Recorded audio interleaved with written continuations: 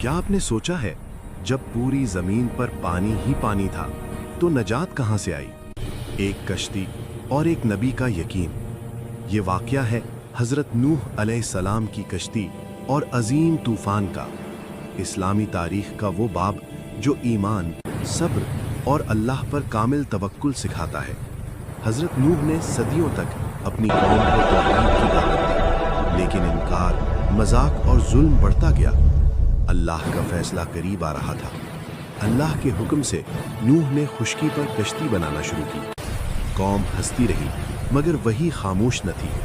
आसमान से बारिश टूटी, जमीन से चश्मे फूट पड़े, हर चीज अल्लाह के हुक्म से बह गई। हर जोड़ा कश्ती में सवार हुआ, मगर इनकार करने वाले पीछे रह गए। लहरें पहाड़ों जैसी थी, कश्ती ईमान के सहारे चल रही थी। नजात सिर्फ अताअत में थी।